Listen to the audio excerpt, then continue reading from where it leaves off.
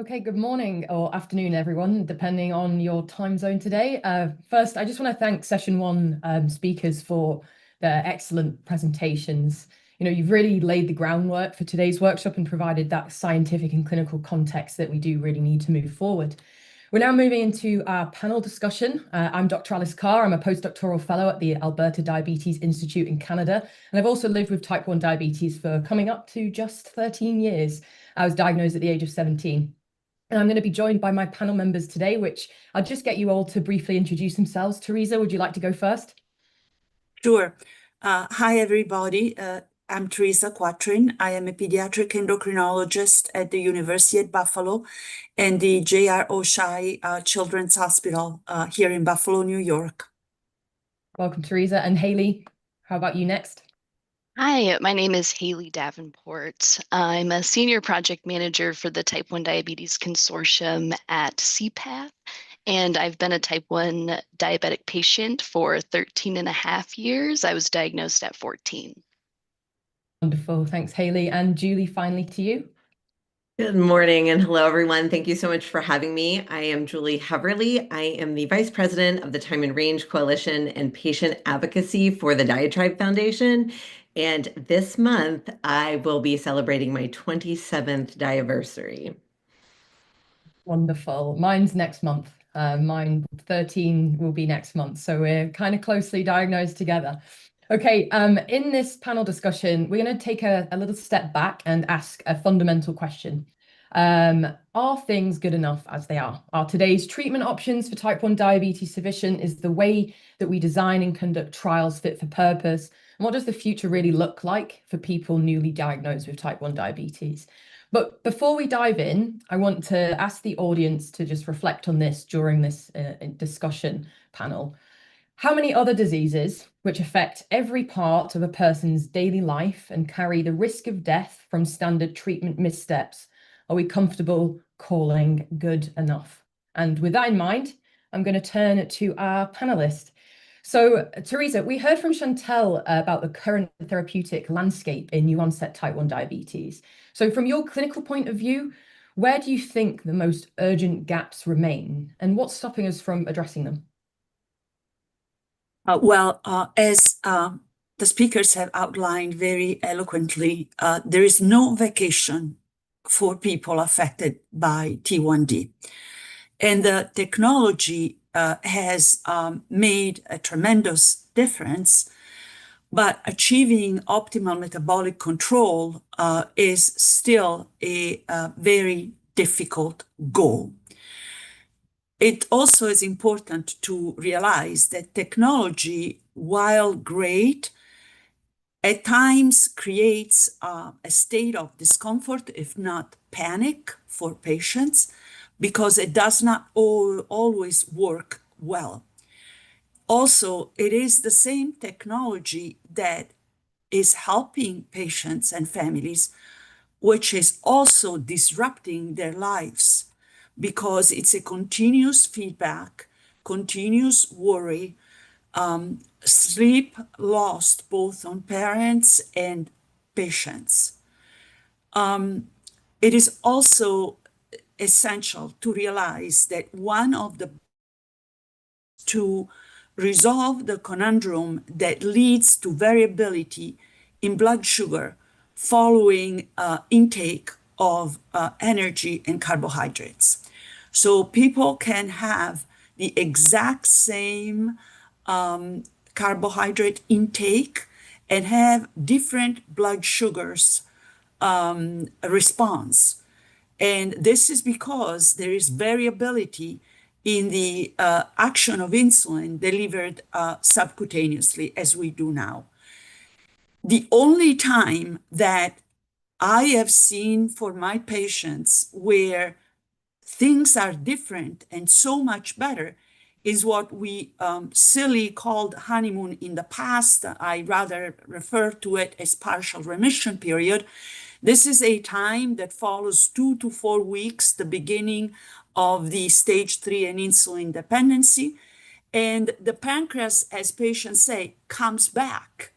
And therefore, the insulin dosing is low and there is a time of great ease of management for T1D, but we have not really done a very good job at capturing data at the level of population level to show the importance of this time, the importance of taking advantage of this time with disease-modifying agents, because patients will tell you retrospectively that a partial remission ad infinitum would be a very positive option, as Haley outlined, until a cure is available.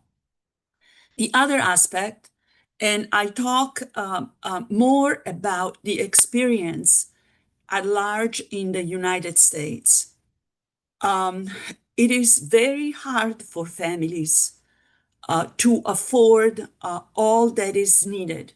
Nobody, as you know, 80 to 90% of newly diagnoses occur in families without any history. And therefore, they get hit by the need for a solid coverage when they have signed up for plans with high deductible. So it is very important. A big gap is the fact that we have to be much bigger advocates. And what can I say when the mother of one of my patients, who is 2.5 years old, is a cashier where she does not have Family Leave Act. She does not have any means. And I'm bringing this up because here in Buffalo, we have a very large catchment area, and type 1 diabetes is affecting all socioeconomic strata. But undoubtedly, it makes a much bigger burden in families who are single parents taking care of their kids or of themselves, and of course in disadvantaged socially economic situation. The last word that I want to point out, it's a gap that is hardly spoken about, even in our pediatric endocrinology community. It is the fact that despite the tremendous advice in new insulin developments, the delivery of subcutaneous insulin is not only variable in terms of blood sugar results, but it does not restore insulin levels in the intraportal insulin concentration. For those that are not in the medical field, this is the insulin level inside the liver, close to the vessels that are in the liver. And that is absolutely necessary for many aspects of metabolic control, including preventing cardiovascular risk and insulin resistance. Yeah, no, totally. And you summing up essentially as well what Chantal was alluding to. We've come so far in those 100 years, but we really do have a very long way to go. And Haley, you really nailed on the head how living with type 1 diabetes is extremely challenging, you know, in an all-consuming disease. Julie, you've lived with type 1 diabetes for many years. I guess you're coming up to your diversity, and perhaps you've watched as all of these amazing advancements in technology and, you know, insulin analogs have developed, and it can make life better for people with type 1 diabetes. You know, your life has probably got better through this technology. But I want to ask you the million-dollar question of this discussion. We're going to hit it off early. Is that good enough for you? Thank you so much for asking that question. I will definitely say that over the past quarter of a century, I have seen so many advancements and I have taken advantage. I've had the privilege of taking advantage of so many of them. Just about anything that is FDA approved, I have tried, I have wanted to, utilize and try to make it help me. And it really has improved my life. I cannot imagine if I only had access to the insulin and syringes I was on 27 years ago when I was diagnosed now, that I would be able to live the life that I live, with a demanding career and a family and global travel. I couldn't do it. But that doesn't mean that it's easy to do. And it's still incredibly challenging, even with the access. It is still incredibly demanding with the high level of knowledge I have. And it is something that regularly scares me and my family. And that alone says that it's not good enough. This morning, I opened up my social media and there was a post about those first children in Canada who received the first injections of insulin and how they were revived from their catatonic DKA state. And I started to cry in my kitchen, and my 12-year-old daughter was like, "Mom, what's happening?" And it is a reminder of what there used to be and where we used to be and how far we've come. And I realize that living with type 1 diabetes now is a privilege, but part of that privilege is an opportunity or mandate, really, for us to continue to share our truth, to share our story, to push the conversation forward so that we keep moving this process forward. We can't stop with just better insulins and insulin pumps. They're wonderful. I want everybody who needs them to have access to them, but it is not enough. As Haley said, it is basically putting a Band-Aid on a broken arm. We have the opportunity, we have the knowledge, we have to be able to do better. And so I'm so encouraged by conversations like the one we're having today to push this forward.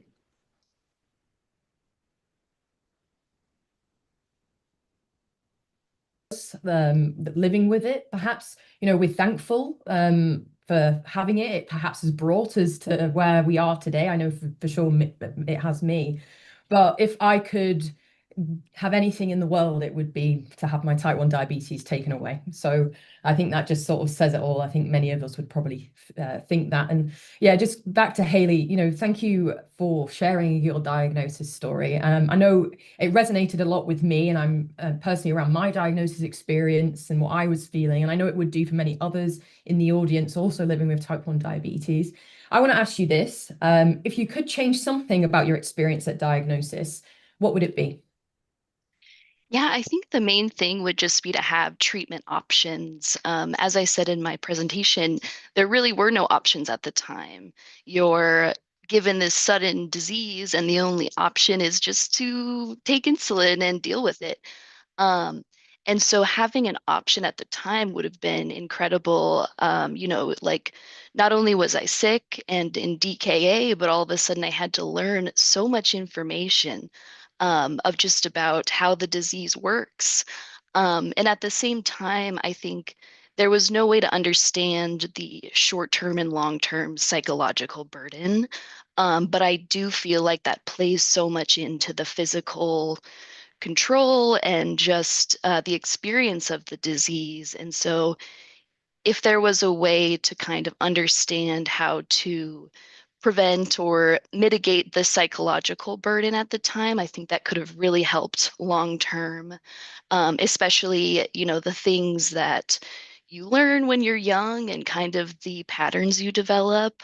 Um, it just would have been so helpful to have the option of something that could delay the onset a few years, more time to grapple with this idea that, nothing will ever be the same. And so, yeah, I think having an option at the time of diagnosis would have been hugely beneficial. Something to take the edge off diabetes, I suppose, is what you could say. Yes. Teresa, I guess we are in an exciting era right now, though, with type 1 diabetes treatment options. We've had an explosion in clinical trials of the immune therapies. But we wouldn't be in this workshop today if it was happening easily. So if we had to redesign type 1 diabetes clinical trials from scratch, what would your non-negotiable priorities be? Let me just start out by stating that we have made a lot of progress, and there are several agents that have been studied in very good randomized placebo-controlled trials. They have demonstrated that they have the potential of being solid disease modifying agents. So to what Haley is saying, the value of possibly delaying insulin dependency. Obviously, the Holy Grail is to prevent the autoimmunity. We have not been successful to date. And then to even prevent the stage 2 where there is dysglycemia. But trying to at least elongate, prolong this time to diagnosis can make a huge difference for patients of any age, if you talk, not only the little 2 or 3-year-old, but also the teenagers. And yet, the issue with most of our trials and agents is the fact that we are still lacking the ability of identifying one or more biomarkers indicative of the positive response. Of course, C-peptide is of paramount importance. Most of us involved for many years in clinical trials development truly believe that the preservation of C-peptide is key to, and the data is very eloquent in that respect, and we'll talk more in the course of the symposium. But at the same time, if we were able to identify additional biomarkers besides the C-peptide, we could continue participants who are responders on study drug for longer than the traditional 12 to 18 months of treatment. Because the conundrum is that most of the effect, very similar to biologics used in JRA, Crohn's disease, and so forth, wanes with time. The other thought that I have is that we have traditionally followed the scientific paradigm of testing new potential study drug in a randomized clinical trial, testing the study drug versus the placebo. However, I think we have to be more creative and develop trials protocol with an adaptive study design. This would allow to possibly switch from placebo to active drug in the course of the trial. Moreover, criteria could be pre-specified, just like we pre-specify primary and secondary endpoint and a statistical analysis, so that participants who fell into the category of doing well on that drug could continue treatment, thus allowing to learn more about efficacy and safety. There are an N of ones all over the world of patients who have been able to be on these immunomodulators, and they're doing well, but we don't have published data. The other thought is that while we do not want to compromise scientific integrity, we need to simplify protocols to make it possible for more diverse patients, for patients who have only very little support, single mom, single dad, to be able to participate. And of course, we need to accurately measure C-peptide, and there may be not a clear path on how to do it, and this will be part of the symposium, again, discussion. But we need to keep that in mind, and also keep in mind how to be able to tell patients, you will have some benefits. You will not be the 1/3 of the trial who will be on placebo for 2 years. So these are my thoughts regarding the clinical trials and new developments. Yeah, totally. I think that last point is key. Nobody wants to be going into a trial with active disease and be receiving something that's not really going to help. And I think that's something that I've heard from lots of other people living with type 1 diabetes. Julie, raise that sort of question to you. Do you think people with lived experience are meaningfully involved in shaping these kinds of trial priorities at the moment? And do you think there's room for us to be involved in that? I sure hope that there's room for us, and there needs to be room for us. I will say that I was living with diabetes for 8 years before I even knew that there was an entire diabetes ecosystem that I could be part of professionally. I spent 23 years before I was actually in a room with somebody who was making a decision about a clinical trial, and they were listening to what I had to say. So that's only been 4 years. I think that, it's incredibly important that we continue to remind people and open up the dialogue around the fact that trials are different than clinical management. But the majority of people who are living with diabetes only know clinical management. They don't understand what's happening with trials and trial design. If we're lucky, we can get them recruited into those trials. But even then, even in my own experience with volunteering for trials, my only voice was my participation. So if I wanted a CGM that was more accurate in 2010, I signed up for a clinical trial for that. And as Teresa stated, it is very difficult to get people who are living with this disease or who have children living with this disease involved in these trials because there are so many barriers to overcome. And so I think we need to continue to, as Teresa said, be more creative with our thinking about that. I think the fact that there's a lot of people who are doing a fairly good job managing their diabetes who can't get into trials because their A1C and their glycemic management is relatively good. And so their difference isn't enough to be measured in a way that's easy. And I will say that as recently as March, I sat in a room full of regulators who continued to reiterate that A1C and hypo were what mattered most because they were proven 30 years ago. They were easy to take and they were easily understood and they were cost effective. I don't think any of those phrases would resonate with living with type 1 diabetes for anybody who's living with it. It is not easy to live with. It is not predictable. It is not easy to understand. And it is certainly not a cost effective disease. And I think that, we need to find that middle ground of taking, the latest and greatest evidence, as Teresa said, it has to be scientifically relevant. We have to be able to prove this, but we also need a better dialogue in how we can do that in a way that is acceptable. Waiting for a 3-month average of what's happening in my life is not nearly as relevant to me as it was 10 years ago as it would be now. So there's still a lot of work to be done. I can completely agree with you. We need more we need our voice raising up. We need to be addressing things that are important to the people that actually live with type 1 if we want to actually move forward anywhere.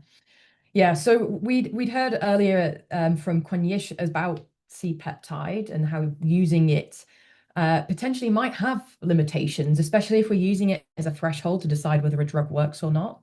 But let's imagine that we've got an immune therapy and it gets approved because it slows down the loss of C-peptide. So on paper, to us, we're basically saying, well, that's a win because that means we're going to have lower insulin doses, less glucose chaos, and a bit more peace of mind around early diagnosis. But there are risks to immune therapies. There are risks to drugs. And if we're not certain about the endpoint that we've used, you're facing risks like higher infection risks, more cold and flus, and maybe possibly unknowns about how long that benefit actually lasts. So there is this risk to benefit trade-off. But what does that look like from you guys' perspective? Those, Haley and Julie, both of you that live with type 1, but also you, Teresa, as a clinician. Haley, if you were offered an immune therapy that preserved some C-peptide, but it carried those immune-related risks, how would you weigh those risks against, the possibility of having more control, more freedom, and less diabetes burden early on in your diagnosis? Think that it would be priceless to have any amount of time without living with type 1 diabetes. I keep bringing it back to the psychological burden, but I think that people need to understand that this is something on our minds like every second of the day, and that makes functioning in life very difficult. And there's just so many feelings of shame and fear and anxiety about the future. And I think any time to not feel that burden of the disease, of worrying about what the future will look like, worrying if I'm going to have a low blood sugar in the next half hour. I mean, I think the risks of infection and other risks are something to consider, but I think other type 1 diabetics would agree that any time to be spent, even if it's an uncertain amount of time, would be highly valuable. So something that could reduce the burden, but it might, fall short of a cure. You might still get type 1. Is that something that would still be okay with you? I suppose, you don't have a better option. So where do you sit on that type of question? Yeah, I think, getting type 1 diabetes, we know that it happened for whatever reason. Um, But I think that if you know you're getting it, obviously that's terrible, because you know it's coming and you can't do anything about it. But I think you'd have more time to grasp what it means and kind of what the treatment entails, time to connect with other people that might be in the same situation, which would be hugely beneficial for the psychological component. Um, and then, yeah, I think just being able to kind of grasp the idea more than just being sick in DKA and then having to learn how to act as your pancreas. It's just so much to have to learn. Yeah, totally. And Teresa, what about you? If I can chime in also, the DKA, as many of you know, also carries a permanent deleterious effect on glycemic control year over year over year, even with the traditional hemoglobin A1C. And so that is a very important thing to try to push the insulin dependency more forward. And then really to prolong that partial remission period. I think we haven't done a job good enough, outlining and explaining that there have been many, many years of experience now with these biologic treatments. So we still, of course, the informed consent will still talk about possibility of increased infections and of other side effects on the immune system. But the reality is that the overwhelming majority of patients in these trials have done well. And as I said, in certain realities where people can afford to be on a study drug for longer, there are patients who continue to do extremely well. So while first do no harm, clearly, obviously, and everybody has to, our job is that of making these therapies available, and then it's for patients and their families to make decisions. But I think to some extent, we have to dispel the general statement that if you do get this therapy, you're going to have a lot more infections and so forth. In fact, some of the trials we conducted were during COVID, and we really did not have any issues with more severe COVID in the patients who were randomized to the study drug. So I think it's a balance, but I think it's important to not have this overall bias and to just continue to collect data about efficacy and safety of these biologic drugs that are immunomodulating the system. Yeah, that's an excellent point, Teresa, for sure. Yeah, these drugs, a lot of these drugs are just repurposed. Hey, these have already been approved, but for different autoimmune diseases. So their safety profile is, there and known. It's just, now we need to repurpose and prove within type 1 diabetes. So yeah, we've got about 15 minutes left in our discussion. And before we wrap up, I want to ask Haley and Julie one final question, sort of grounded in lived experience. But first, I just want to briefly summarize why we're all here over the next 2 days. And Julie, you actually sort of pulled a few of those points together. Right now that regulatory agencies, they approve new drugs in type 1 diabetes based on endpoints like HbA1c, severe low blood glucose events, and long-term complications. And that's historically because they've been tied to meaningful clinical outcomes, which is like reducing risk of retinopathies, problems with your eyes, or kidney disease. But using these endpoints in new onset and early stage disease, when we have the best chance to intervene, is incredibly challenging, as we are all sort of saying. And that's what we're going to unpack throughout this workshop. HbA1c is hard to interpret when somebody is already using insulin. And in early disease, it often hasn't changed much yet. So, if we think put my statistical trial head on, if we look at the effect size that we're going to be looking for in a drug, it's going to be incredibly small. And that means we need massive trials to detect any difference. And that's a huge barrier, and they often don't happen, or they can't recruit that many. Severe hypoglycemia, as we've heard both from Julie and Haley, it's thankfully really rare in early stage disease. It's not a problem, and for some people it may be, again, if you're dealing with insulin, but severe hypoglycemia is a very rare thing in early stage disease. And complications, yeah, okay, they are scary, they are a part of our future, but they take years, even decades, to develop. So they aren't practical as endpoints, in a short to medium term trial.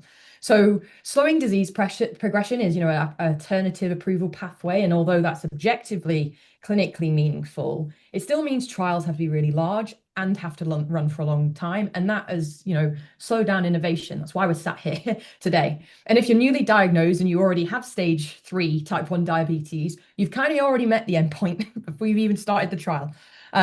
So that's where a validated surrogate endpoint like C-peptide comes in. It's basically the biological fingerprint of the disease progression, and it gives us an insight into how much the autoimmune process is evolving. We're able to actually monitor what is going on within the disease process. But one of the barriers to C-peptide being accepted brings us right back to the very beginning of what I was just saying, is this lingering question that all kind of drugs have to address, all kind of endpoints, sorry, have to address. Does preserving it have a clinically meaningful impact? Does it actually improve the life of people living with type 1 diabetes? Okay, so here's the question that I want to ask the panel, again, especially Haley and Julie. Go back to your early diagnosis area, your time of diagnosis, when you sat in the hospital bed, Haley. What would have been clinically meaningful to you? Are we measuring the right things in trials if we're trying to make life better for people with type 1? What would have been clinically meaningful to you? Would it have been your HbA1c or your future complications you were worried about? Or was it just your day-to-day experience, the highs, the lows, the burden of managing everything? What would you want a new therapy to improve? I'll go to you, Haley, first, and then I'll go to Julie. Yeah, I think at the time, the day-to-day would be my main concern. Especially being a 14-year-old, you're not really thinking about what's going to happen in 20 years from now. You're just kind of thinking about getting through high school. So I don't think that that's, a good marker. I think the HbA1c is challenging because it's 3 months of an average. And I think we've all talked about how complex the glycemic control is from day to day. So how can a 3-month average really capture the experience? And also, I think there is a lot of shame related to HbA1c. I know we've talked about it can feel like getting a grade, and you're eagerly waiting to look at your lab portal to see what your A1c is. And then if it's not where you want it to be, it's very disheartening, which makes you kind of not have that drive to keep going and improving if you think you're already doing everything. So I think, yeah, at the time, trying to understand my daily experience more would be more clinically meaningful. Um, if there was time and range at the time that can capture the 24-hour period of your experience, I think, as diabetics, we use that on our own to kind of assess our glycemic control. So yeah, something that could capture that period of time and make me feel better then would have been hugely beneficial, more than, you know, again, preventing severe lows or thinking about the long-term complications. Yeah, totally. Like something that allows you to understand the disease process, something that allows you to understand, why this is actually happening to you. We do this Yes. sometimes in every other sort of medical field. We measure a marker and it tells us how the disease is progressing. Whereas kind of in C-peptide, we kind of just kind of in type 1 diabetes, we kind of just measure just like the outcome. Whereas C-peptide is saying, well, actually, you don't have insulin anymore, and it's Yes. continually going down. And so that's why life is hard, not because of you, but you don't have the cells anymore. Hey, so Exactly. yeah, no, yeah, absolutely. So, Julie, what about you? What do you think? What would have been clinically meaningful for you at diagnosis? That was a long time ago, so I have to really think back. But I think as a going into my senior year of college, I would have opted for anything to delay or prolong or stop what was happening to me. It was such a time of fear, and I just wanted to finish college and start my life without that constant fear and financial burden and what really felt like an unknown future. Um, for me, the hyperfixation on management 24/7, especially 27 years ago when we didn't have CGMs and I wasn't on an insulin pump, that was so much larger in my head than complications. And it certainly didn't feel like living. It did not feel like I was living with diabetes. It felt like I was just surviving. So I think anything that would improve the day-to-day experience would be incredibly important, but also preventing complications. I mean, when you live with diabetes, it's all on your mind all the time, even from day one, because that's how our education works. It's the constant keep your glucose levels in a certain range, but also don't lose a limb, don't lose your sight. And so, we know as PWDs that when your glucose is rising and falling too fast, and oh, God forbid, you end up on that roller coaster all day, it's terrible and you feel awful. And that is just an tremendous burden to deal with that our current endpoints aren't looking at. And I think it has to be a combination. I mean, I have no desire to lose a limb or my sight, but we know enough now that if you make those minor adjustments, if you spend more time in range, consistently, the glucose levels will find a way to be closer to what they were before you were diagnosed. And patients shouldn't have to choose between complications or day to day. We are living all of it all the time. And so finding an endpoint that captures that, reflects that, and then developing treatments and therapies that can improve that. That is my hope for moving forward in this disease. And hopefully I have another 27 years ahead of me and I will see that evolution. I also hope I've got another 27 years ahead of me with that. Like, I think I do feel confident. When I was diagnosed, I was, you're told the cure is 5 years away. It's been 5 years away for 20 years. But I feel more and more confident now, having these types of discussions. I feel people are listening. I feel science is happening, and I think we're moving forward. I really do feel that. Teresa, what about you? I know obviously you don't have type 1 diabetes, so you can't go back to the Yeah, diagnosis era. I through my patients, Yeah, I think that it makes a huge difference when your insulin dose is lower because your body is still making insulin. And that's the nature of the disease modifying agent. So in my family, I didn't have anybody with type 1 diabetes until the adopted daughter of my nephew, Milan, best centered, super educated parents, was almost diagnosed dead 2 Easters ago. And she continuously says, if my insulin continued to be low in my pump, it's so much better for me. She's an accomplished musician. in the best high school for young talents in Milan. And she, she says, I can be so much more confident with that. And so my question is very direct. I don't know how much insulin you are, nor you should disclose it.